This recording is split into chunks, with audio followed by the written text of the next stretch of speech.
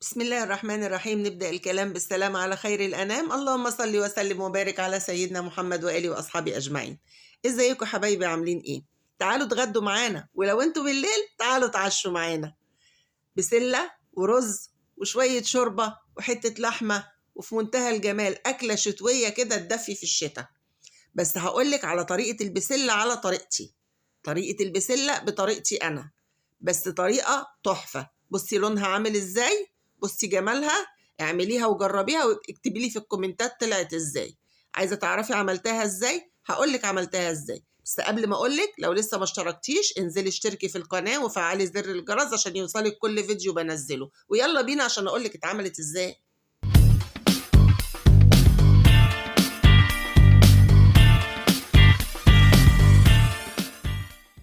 نبدأ بسم الله. معايا حلة فاضية، تمام، ومعايا اللحمة بتاعتي غسلاها ومصفياها كويس قوي. في ناس بتقول انا ما بغسلش اللحمة، لا، انا بالنسبة لي لازم اغسل اللحمة واحطها كده تصفي ميتها خالص. الكبدة هي اللي ممكن ما اغسلهاش، الكبدة ما تتغسلش لان الكبدة لو اتغسلت بتبقى زفرة. لكن اللحمة، الفراخ، السمك، الحاجات دي كلها لازم اغسلها. معلقة سمنة حلوة كده احطها في الحلة وكم فص كده حبهان، افتحهم، ما احطش الحبهان صحيح، بفتحه كده سنه وبحطه. وعود قرفه، سيجار، وكم ورقه ورقه لورا، واشوحهم كده في السمنه. وهنزل باللحمه بتاعتي قطعه قطعه، ما انزلش بيها كده كلها مره واحده عشان ما تبردش الحله معايا، وعشان عايزه اللحمه بتاعتي تبقى ملامسه الحله علشان تسد المسامات بتاعتها، عشان لحمتي ما تنشفش وما تجيبش ميه وتنشف. انا عايزاها تحتفظ بالميه اللي جواها. واول ما احطها ما اقلبش على طول، استنى شويه وبعد كده اقلب. معلش هي الكاميرا مش عارفه مرفوعه فوق كده ليه، هعدلها لكم دلوقتي. بصي بقى، ببدا اقلب لما تبدا ان هي تاخد لون من الجنب التاني كده. في الوقت ده بكون بحط ميه في الكاتل تغلي. انا عايزه انزل عليها بميه مغليه في الكاتل او في حله على عين تانية، وانزل عليها بميه مغليه. انا كده ظبطت لكم الكاميرا اهي. ده حوالي كيلو الا ربع لحمه. هحط بقى عليها كده بصلايه، اقطعها كده عليها، وشويه فلفل اسمر،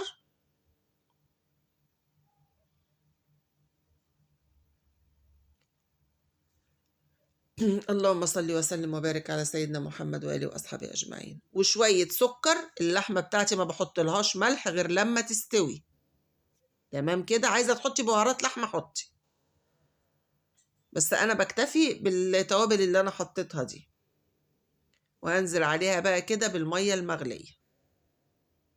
الميه المغليه هتخليها ما تاخدش سوا معاكي. اوعي اللحمه بتاعتك تشوحيها وتنزلي عليها بميه بارده، هتلاقيها خدت سوا جامد. وكمان انت كده بتبرديها بعد ما شوحتيها وقفلتي مساماتها، بتبرديها هتخليها تجيب كل السوائل اللي جواها وتنشف معاكي. اهي اللحمه بتاعتي اهي بعد ما غليت، بوطي عليها بقى كده، وطي عليها خالص واسيبها كده تستوي على راحتها.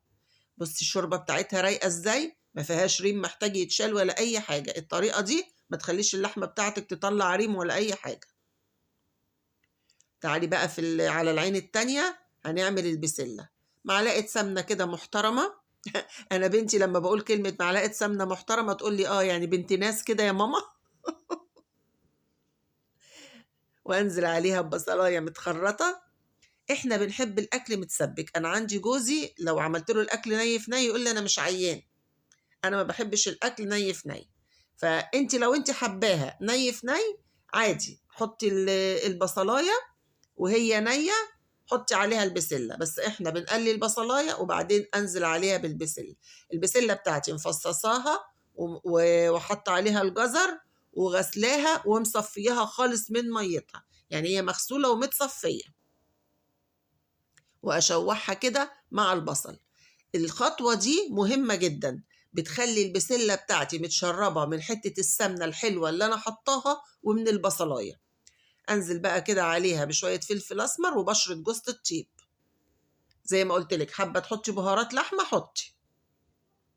ولو انت مش عايزة الشوربة في حاجة حطي اللحمة نية مع البصلة وبعدين انزلي عليها بالبسلة. بس انا عشان عايزين شوية شوربة كده تدفي في الشتاء، وبنحب كمان اللحمة مسلوقة، يعني انا بنحط حاجات بسيطة في الطبيخ والباقي بنخليها مسلوقة. نشوح كده كويس قوي البسلة بالجزر مع البصل مع التوابل مع السمنة، وبعدين انزل عليها بالقوطة، او زي ما حبايبنا بيقولوا عليها طماطم. في ناس بتقول عليها طماطم وفي ناس بتقول عليها قوطة، احنا في مصر بنقول عليها قوطة. اللحمة بتاعتي بشوفها اهي لسه شوية، اهي بشوفها كده لقيتها لسه شوية، وبرضو موطية عليها، انا قلتها هي كده على عين كمان صغيرة وموطية عليها خالص. وادي البسلة بتاعتي زي ما اتفقنا، اي حاجة فيها قوطة بحط لها سكر، ما بحطش للبسلة ملح دلوقتي. خلي بالك من التركات الصغيرة دي، اللحمة ما بحط لهاش ملح غير لما تستوي، والبسلة ما بحط لهاش ملح غير لما تستوي.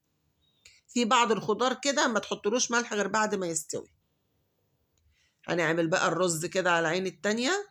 انا هعمل كيلو رز، فكان عندي كده شوية شعرية حطيتهم.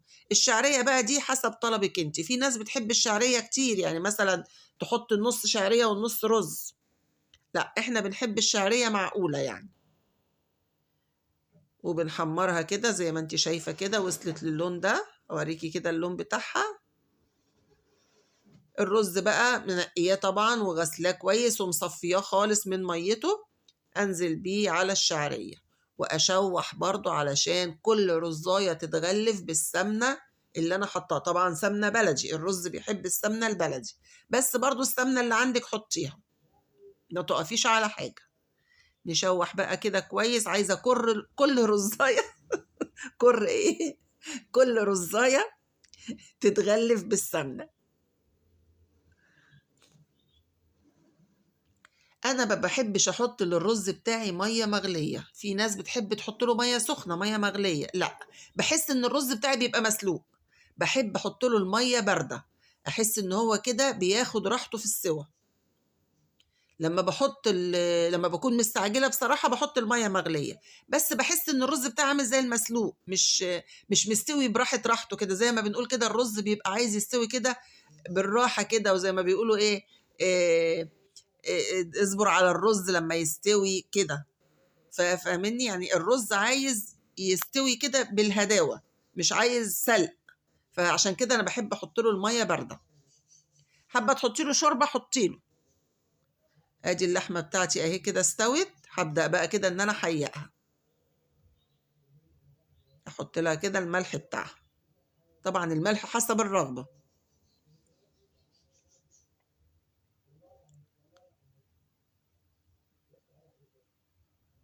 اشوف بقى كده البسله بتاعتي وهنزل فيها كده بكام حته بس من اللحمه، وبقيه اللحمه هسيبها مسلوقه عشان احنا زي ما قلت لك بنحبها مسلوقه كده في الشوربه. احط بس كام حته كده ان يطعموا لي بس الخضار بتاعي.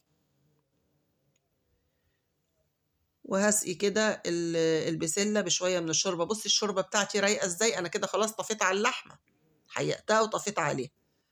بصي الشوربه بتاعتي رايقه ازاي، وبصي لونها جميل ازاي.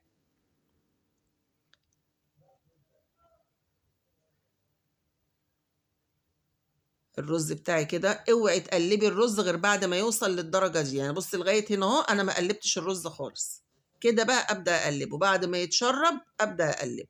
لو قلبتيه وهو لسه فيه ميه قبل ما يتشرب كده هيعجن معاكي. طبعا احنا كلنا شطار وعارفين، بس احنا بنكلم البنانيت اللي لسه صغننين. ادي البسله بتاعتي اهي استوت كده تمام، هوريكي كده سواها بقى. بصي بقت ملبن، بصي البسلايه، بصي امسكيها، بصي عامله ازاي ملبن كده. البسله بتاعتي تمام التمام. نحط لها بقى كده الملح بتاعها. بص انا حطيت الملح في الاخر بعد ما استوت. البسله من الخضار اللي ما يتحطلهوش الملح غير بعد ما تستوي، لو حطيت لها الملح في الاول مش هتستوي. ايه رايك بقى في الجمال ده؟ تعالي يلا، تعالي يلا هاتيلك معلقه كده وتعالي اتغدي معانا. اعمليها واكتبي لي في الكومنتات طلعت ازاي، واكيد من ايدك هتبقى احلى. وما تنسينيش في اللايك وكومنت حلو زيك يا قمر. والسلام عليكم ورحمه الله وبركاته.